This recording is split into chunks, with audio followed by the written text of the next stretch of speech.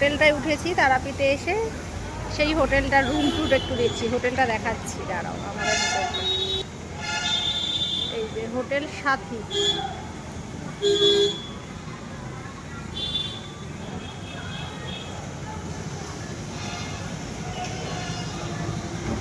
এটা হোটেলের বাইরেটা, রিসেপশনটা।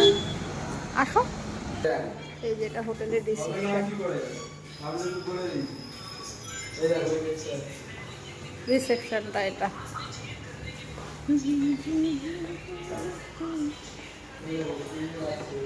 হোটেলটা সুন্দর,